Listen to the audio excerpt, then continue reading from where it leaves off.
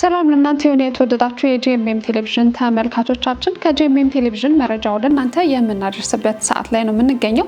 መረጃዎቹን የምነግራችሁ ደግሞ ሊያ ሳሙኤል ነኝ። በመጀመሪያ ማረስተ ዜና መለኮታዊ ጉብኝት ለኢትዮጵያ በሚል የተካሄደውን የወንጌል ስርጭት ኮንፈረንስና የጀማ ስብከት መርሃ ግብር ክንውንን አስመልክቶ የምስጋናና የእውቅና ጊዜ ተካሄደ።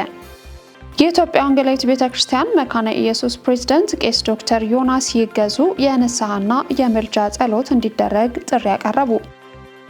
በዲሞክራቲክ ሪፐብሊክ ኮንጎ ኪንሻሳ በደረሰ ከባድ የጎርፍ አደጋ የበርካታ ሰዎች ሕይወት አለፈ። ኢየሱስ ክርስቶስ በ2025 ይመጣል አይመጣም በሚል የክሪፕቶ ወዳጆች ውርርድ መጀመራቸው ተሰማ። እንድትከታተሉ የጋበዝኩኝ ዝርዝር መረጃዎችን እነግራችኋለሁ። መለኮታዊ ጉብኝት ለኢትዮጵያ በሚል የተካሄደውን የወንጌል ስርጭትና ኮንፈረንስ የጀማ ስብከት መርሃ ግብር ክንውን አስመልክቶ የምስጋናና የእውቅና ጊዜ ተካሄደ። የኢትዮጵያ ወንጌል አማኞች አብያተ ክርስቲያናት ካውንስል ከቢሊ ግርሃም ኢቫንጀሊስቲክ አሶሲዬሽን ጋር በመተባበር የተደረገውን የጀማ የወንጌል ስብከትና ጉባኤ ስኬትን በማስመልከት መጋቢት 27 ቀን 2017 ዓ.ም በቤዛ ዓለም አቀፍ ቤተክርስቲያን የእውቅናና የምስጋና ጊዜ ተከናውኗል። የቢሊ ግርሃም ልጅ የሆኑት ፍራንክሊን ግርሃም ወደ ኢትዮጵያ በመምጣት የጀማ የወንጌል ስብከት ማድረጋቸውን ተከትሎም ለዚህ ስኬት በንቃት ለተሳተፉም እውቅና ተሰጥቷል። በዕለቱም በተካሄደው የእውቅና መርሃ ግብር ላይ ጥሪ የተደረገላቸው የቤተ ክርስቲያን መሪዎች፣ አገልጋዮች እንዲሁም በልዩ ልዩ አገልግሎት ተሳትፎ ላደረጉና ፕሮግራሙን በመዘገብ እንዲሁም የቀጥታ ስርጭት ላደረጉ የሚዲያ አካላት የእውቅና ሰርተፊኬትም ተበርክቶላቸዋል። የኢትዮጵያ ወንጌል አማኞች ጠቅላይ ጸሐፊ የሆኑት ቄስ ደረጀ ጀንበሩ እንደተናገሩትም ይህ ፕሮግራም መካሄዱ እንደ ኢትዮጵያ ትልቅ አስተዋጽኦ እንዳለው በማንሳት ለጉባኤው መሳካት አበርክቶ ላደረጉ ምስጋናቸውን አቅርበዋል። የኢትዮጵያ ወንጌላዊት ቤተክርስቲያን መካነ ኢየሱስ ፕሬዝዳንት ቄስ ዶክተር ዮናስ ይገዙ የንስሐና የምልጃ ጸሎት እንዲደረግ ጥሪ ያቀረቡ። የኢትዮጵያ ወንጌላዊት ቤተክርስቲያን መካነ ኢየሱስ ፕሬዝዳንት ቄስ ዶክተር ዮናስ ይገዙ ከሚያዝያ 6 እስከ ሚያዝያ 11 ቀን 2017 ዓ.ም የሕማማቱን ወቅት አስመልክቶ በሀገር አቀፍ ደረጃ በሚካሄደው የወንጌል አማኞች ብሔራዊ የንስሐ ጸሎትና መርሃ ግብር የቤተክርስቲያኒቱ ምዕመናን፣ መላው የወንጌል አማኞች ስለ ሀገር፣ ስለ ራስና በኢትዮጵያ ስላለች ቤተክርስቲያን ንስሐ እንድንገባና የምልጃ ጸሎት እንዲደረግ ጥሪ ማቅረባቸውን ከቤተክርስቲያኒቱ ያገኘነው መረጃ ያሳያል። በኢትዮጵያ ሙሉ ወንጌል አማኞች ቤተክርስቲያን የልጆች ስርዓተ ትምህርት፣ የሰልጣኞች ስልጠናና የመጽሐፍት ስርጭት ተጀመረ። በቤተ እምነት ደረጃ የተዘጋጀውና በቅርቡ የተመረቀው ስርዓተ ትምህርት ባለፉት 3 ሳምንታት በአዲስ አበባና አካባቢው የሚገኙ 3 ክልሎች የአሰልጣኞች ስልጠና ለ3 ቀናት የሰጠ ሲሆን በስልጠናዎቹም 266 ሰልጣኞች ተካፍለዋል። ስልጠናውን ለተካፈሉ አጥቢያዎችም የመጽሐፍ ስርጭት ተካሂዷል። ስልጠናው በቀጣይነት በሌሎች ክልሎች በክላስተር ደረጃ ለመስጠት እቅድ መያዙን ከልጆች ወጣቶች ቤተሰብ አገልግሎት ኃላፊ መጋቢ ኤርሚያስ ገብረመድህን ገልጸዋል። ከሙሉ ወንጌል ጋር በተያያዘ መረጃ የኢትዮጵያ ሙሉ ወንጌል አማኞች ቤተክርስቲያን በምስራቅ ክልል ከስራና ቢዝነስ ለጌታ ክብር አገልግሎት ጋር በመተባበር ስልጠና አካሂዱ። ከመጋቢት 24 እስከ መጋቢት 25 2017 ዓ.ም ለ2 ቀናት በድሬዳዋ መሃል ሙሉ ወንጌል አጥቢያ በተካሄደው በዚህ ስልጠና በድሬዳዋና አካባቢው በሐረር አካባቢ ካሉ ከ16 አጥቢያዎች የተውጣጡ 35 የቤተክርስቲያን መሪዎችና በስራ ላይ የተሰማሩ ወገኖች ተሳትፈዋል። ስልጠናው ከእንግሊዝ ሀገር በመጡ በዶክተር ተስፋዬ ማሞ የተሰጠ ሲሆን በመጨረሻ ለተሳታፊዎች ሰርተፊኬት ተበርክቶላቸዋል። በምስራቅ አዲስ አበባ መሰረተ ክርስቶስ ቤተክርስቲያን ዓመታዊ የሚሽነሪዎች ማጠቃለያ ፕሮግራም ተጠናቀቀ። ባልደረባችን ዳንኤል አንተነህ ዝርዝር መረጃውን ይነግረናል። በምስራቅ አዲስ አበባ መሰረተ ክርስቶስ ቤተክርስቲያን ዓመታዊ የሚሽነሪዎች ማጠቃለያ ፕሮግራም ተካሂዷል። ፕሮግራሙ የምስራቅ መሰረተ ክርስቶስ ቤተክርስቲያን የሚላኩ 120 የሚሆኑ ሚሽነሪዎች የተሳተፉም ሲሆን በነበራቸውም ቆይታ ቤተክርስቲያንንና የቤተክርስቲያን አገልጋዮችን የመባረክና የምስክርነት ጊዜም ተደርጓል። እነዚህ 120 የሚሆኑ ሚሽነሪዎች በሁሉም የኢትዮጵያ ክፍሎች የወንጌልን ባላደራነት በመሸከም ወንጌል ባልደረሰባቸው ልዩ ልዩ ስፍራዎች ትኩረት ተሰጥቶ እየተሰራ እንደሚገኝም በዕለቱ ተወስቷል። የምስራቅ መሰረተ ክርስቶስ የሚሽንና የወንጌል ስርጭት ዳይሬክተር የሆኑት ወንጌላዊ መክብብ ገብረ ሚካኤል እንደገለጹትም ዓመታዊ የሚሽነሪ ፕሮግራም አሁን ባለንበት የዘመን ፍጻሜ የክርስቶስን ተልእኮ ለማስፋት እንደሚያስችልም አንስተዋል። የዛሬው ማለት ዓመታዊ የሚሽነሪዎች ፕሮግራም ትኩረት ያደረገው የክርስቶስ በጎ ወታደር ሆኖ በዘመን ፍጻሜ የክርስቶስ በጎ ወታደር ሆኖ ተልኳችንን እንድንፈጽም በተልኳችን ላይ ትኩረት እንድናደርግ የሚያበረታታ ሞቶ ወይም መሪ ሐሳብ ይዘን ነው የጀመርነው። በዚህም ደግሞ ከመላው ኢትዮጵያ 120 የሚሆኑ ሚሽነሪዎች በመላው ኢትዮጵያ ያሰማራናቸው 120 የሚሆኑ ሚሽነሪዎች ሁሉም መጥተዋል። ለአንድ ሳምንት በነበራቸው ቆይታ በዚህ መሪ ሐሳብ ዙሪያ በተለያዩ አስተማሪዎችና ሰባኪዎች ሲማሩ እንደቆዩ እና ደግሞ በመጨረሻው በዚህም ቀን በአደባባይ በአምልኮ በጉባኤ ተጸልዮላቸው ፍጻሜው ሆኗል። በፕሮግራሙም የግጥምና የምስክርነት ጊዜ የተደረገም ሲሆን የእነዚህ ሚሽነሪዎች ዋነኛ ትኩረት የወንጌልን ተደራሽነት መሰረት ያደረገ መሆኑ ተገልጾ በሚሰሩበት ወቅትም እግዚአብሔር እንዲረዳቸው የጸሎት ጊዜም ተደርጓል። ፓስተር ሳሙኤል ባተኖ እንደገለጹትም የሚሽነሪው ሰፊ ስራዎች በተለያዩ የሀገሪቱ ክፍሎች ወንጌልን ተደራሽ ለማድረግ እየተሰራ እንደሚገኝ ምስክርነታቸውን ሰጥተዋል። እኔ ያለሁት ወደ ሾኔ አካባቢ ነው። በዛ አካባቢ ነው የምንሰራውና በዛ አካባቢ እንግዲህ የተለያዩ ሃይማኖቶች አሉ። በተለያዩ ሃይማኖቶች የተያዙ ሰዎች አሉ። በተለይም ሰይጣን አሰራር በጣም ጠንክሮ የሚሰራበት አካባቢ ነው። አንድ ጊዜ ለምሳሌ የ13 ዓመት ልጅ ሰይጣን ይዞ ቤተሰብ እየጮኸ እየተከተለ ወደ ጫካ ገብቶ ጠፋ። ከዚህ የተነሳ ለዛ ቤተሰብ ስንመሰክር ከሙስሊም ቤተሰብ ነው ያሉ ናቸው። አሁንም ብትናገሩ ብትጠይቁ ታገኛላችሁ። በዚህ ምክንያት ብዙ ሰዎች ወደ ጌታ መጥተዋል። ዛሬ እነዛ ሰዎች በጌታ እየበረቱ ይገኛሉ። ያ ልጅ ግን ጠፋ። ሌላውንም ልጅ ሊወስድ ሲሆን ከዚህ እንዴት እናመልጣለን በማለት ሀሳብ አቀረቡ፣ መሰከረን። እነዛ ሰዎች ከዚህ የተነሳ ወደ ጌታ መጥተው ዛሬ በጌታ ቤት ይገኛሉ። በሌላ በኩል የምስራቅ አዲስ አበባ መሰረተ ክርስቶስ ቤተክርስቲያን የመሪዎች ጉባኤ ምክትል ሰብሳቢና አገልጋይ የሆኑት አርአያ የማነ እንደገለጹትም ጅማሮውን በጥቂቱ ያደረገው የሚሽነሪዎች አገልግሎት በአሁኑ ሰዓት በአራቱም የኢትዮጵያ ክፍሎች አገልግሎቱ መቀጠሉንም አብራርተዋል። እንግዲህ አሁን መጽሐፍ ቅዱስ ጨምሩ ነው የሚለው። ባለን ነገር አንረካም፣ ባለን ነገር አንቆምም፣ እንደያዝንም አንቆጥርም። ስለዚህ ወደፊት ለመዘርጋት ነው የምናስበው፣ ለመጨመር ነው የምናስበው። ስለዚህ እንደ አጥቢያም እንጨምራለን፣ እንዘረጋለን ብለን እናስባለን። በዚህ ጉዳይ ወገኖች ከኛ ጋር እንዲሆኑ እንደ አጥቢያ ብቻ ሳይሆን ደግሞ እንደ ክልልም ደግሞ እንደ ዋና ቢሮም ከሌሎች ጋር ተቀናጅተን በወንጌል ስራ ላይ የተሰማሩ ደግሞ ሌሎች የአገልግሎት ዘርፎች አሉ። የሚኬሲ ባይሆኑ ከኛ ጋር በቅንጅት የሚሰሩ ከነሱ ጋር በመያያዝ ምድራችንን ኢትዮጵያን በወንጌል የማድረስ ከዛስ የጌታን መጽአት ደግሞ ማፍጠን እቅዳችን ነው። በዚህ ደግሞ ጌታ እንደሚረዳ እናምናለን። ይህን ነገር ለመዘገብም ከኛ ጋርም ደግሞ ሀሳባችን ሼር ለማድረግ ሌሎችም ደግሞ ለማድረስ እናንተም ደግሞ ስለመጣችሁ እግዚአብሔር ይባርካችሁ። የላፍቶ መሰረተ ክርስቶስ ቤተክርስቲያን 23ኛ ዓመት የምስረታ በዓሏን በማስመልከት የምስጋና ፕሮግራም አካሄደች። አቤቱ ስራችንን ሁሉ ሰርተህልናልና ሰላምም ትሰጠናለህ በሚል መሪ ቃል በተዘጋጀው የምስጋና ፕሮግራም የተለያዩ ጥሪ የተደረገላቸው እንግዶች የቤተክርስቲያኒቱ አባላት 23 ዓመት ያሻገራቸውን እግዚአብሔርን በአንድነት አመስግነዋል። ፕሮግራሙ በጸሎት በአምልኮ የተጀመረ ሲሆን መዝሙር 116 ከ11 እስከ 16 ተመርኩዞ በመጋቢ ጌትነት የእግዚአብሔር ቃል ተሰብኳል። በመቀጠልም ቤተክርስቲያኗ ከአመሰራረት ጀምሮ የነበራትን ጉዞ የሚያሳይ ዶክመንተሪ ቀርቧል። በቤተክርስቲያኗ በተለያዩ ዘርፍ በታማኝነት ላገለገሉ የቤተክርስቲያኒቱ አባላትም የምስክር ወረቀት ተበርክቶላቸዋል። በመኖሪያ ቤት በጥቂት ሰዎች የተጀመረችው አጥቢያ አሁን ላይ ከ500 በላይ ምዕመናን ያላት ሲሆን በሁለንተናዊ ስራዎች ላይም ተሰማርታ ትገኛለች። የላፍቶ አጥቢያ መሰረተ ክርስቶስ ቤተክርስቲያን ዛሬ 23ኛ ዓመቷ የምስጋና ፕሮግራም ነው። እንደምታውቁት ይሄ 23 ዓመት በጣም እግዚአብሔር ረድቶናል። በብዙ ቁጥራችን ገና ሲጀመር በ4 ሰው ነው የጀመረው። ዝም ብሎ በባይብል ስተዲ ነበር የተጀመረው። በመሰረተ ክርስቶስ አደረጃጀት ደግሞ ስርጭት ጣቢያ አለ፣ ቀጥሎ ታሳቢ፣ ቀጥሎ አጥቢያ አለ። ስርጭት አጥቢያ ሆነች። በስርጭት አጥቢያ ጊዜ ትንሽ ክፍል ውስጥ አንድ ክፍል ውስጥ ነበርን።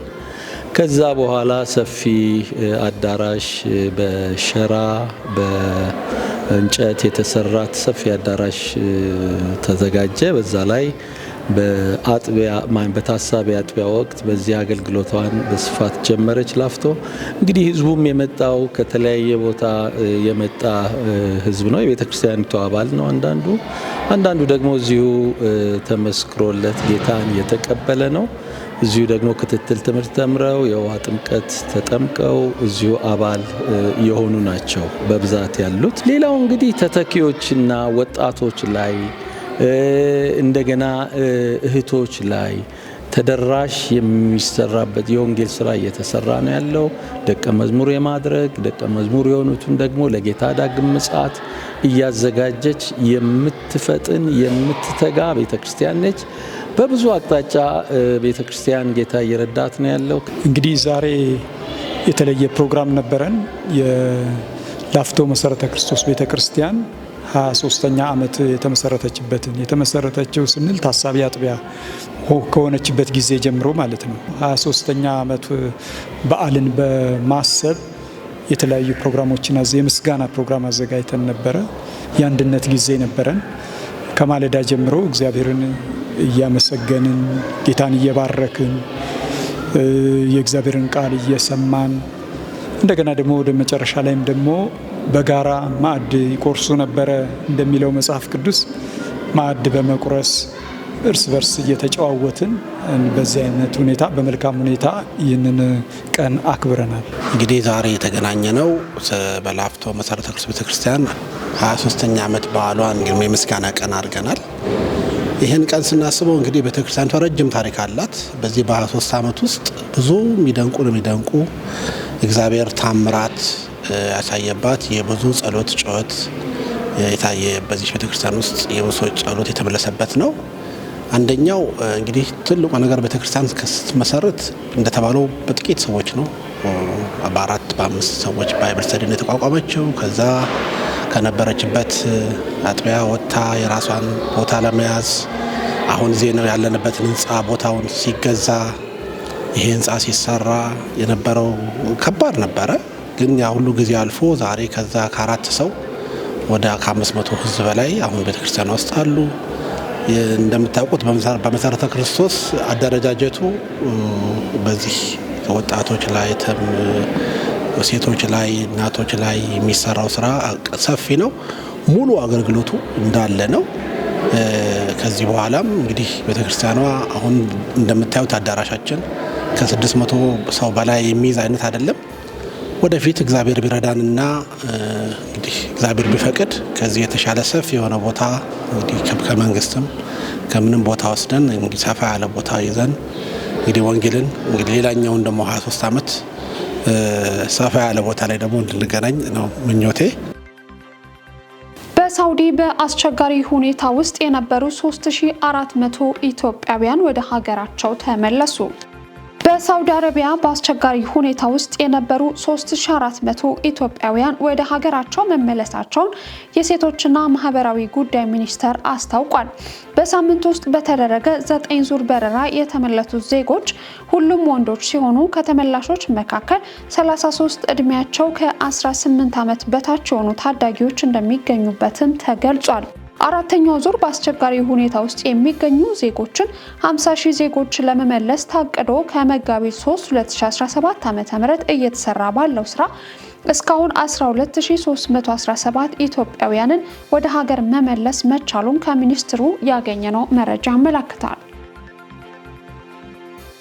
እየተከታተላችሁ ያላችሁት ከጂኤምኤም ቴሌቪዥን ወደ እናንተ እየደረሰ ያለው መረጃዎቻችን ነው። ወደ ውጭ መረጃ አልፋለሁ።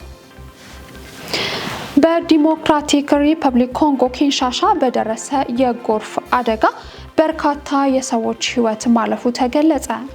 በዲሞክራቲክ ሪፐብሊክ ኮንጎ ዋና ከተማ ኪንሻሳ የጣለው ከባድ ዝናብ ከፍተኛ የሆነ የጎርፍ አደጋ በመከሰቱ 30 ሰዎች ሕይወታቸውን ያጡ ሲሆን ቤቶችና መንገዶችም ወድመዋል። የክልሉ ጤና ሚኒስቴር ፓትሪያን የኮንጎ የሟቾችን ቁጥር የተገለጸው ጊዜያዊ መሆኑን አጽንኦት በመስጠት ሊጨምር እንደሚችልም አስጠንቅቀዋል። አብዛኛው የሞት አደጋ ያጋጠመው በግንብ መደርመስ ነው ሲሉም አክለዋል። ወደ 17 ሚሊዮን የሚጠጉ ሰዎች የሚኖሩባትን ከተማ አቋርጦ የሚሄደው የዲንጅል ወንዝ አርብ ምሽት ግንቡን በማፈራረስ ዋናውን ብሔራዊ መንገድ አጥለቅልቋል። በርካታ ሰፈሮች የኤሌክትሪክ ኃይል መቋረጥ በጨለማ ውስጥ ለማሳለፍ የተገደዱ ሲሆን ሌሎችም ደግሞ በውሃ እጥረት እየተቸገሩ ይገኛሉ ተብሏል።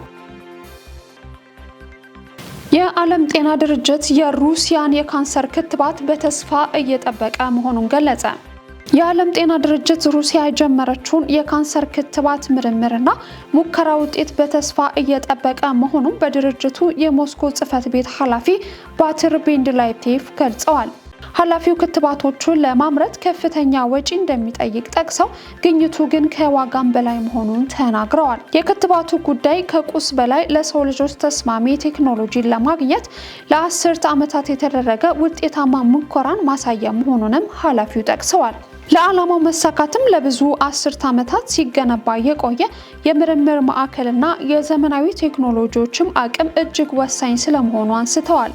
በዚህ ረገድ ስራውን በስኬት ለማጠናቀቅ የተሟላ አቅም ካላቸው ጥቂት የዓለም ሀገራት መካከል ሩሲያ አንዷ ናት ብለዋል ኃላፊው። ሩሲያ የካንሰር ክትባት ምርምር የጀመረችው እንደ አውሮፓውያን አቆጣጠር በ2008 እንደሆነ መረጃዎች የሚያመለክቱ ሲሆን በ2021 ጀምሮ በትኩረት ሲሰራበት ቆይቶ በ2024 ሙከራ እንደተጀመረበትም ጠቁመዋል። ክትባቱ የተሰራው ጋማሊያ የኦፒዲማዮሎጂ እና ማይክሮባዮሎጂ ምርምር ኢንስቲትዩት ከብሎክሂን የካንሰር ምርምር ማዕከል እንዲሁም ከሄርዘር ሞስኮ ኢንኮሎጂ ምርምር ተቋም ጋር በመተባበር እንደሆነ የኢንዲያን ቱዴይን ዘገባ አመላክቷል።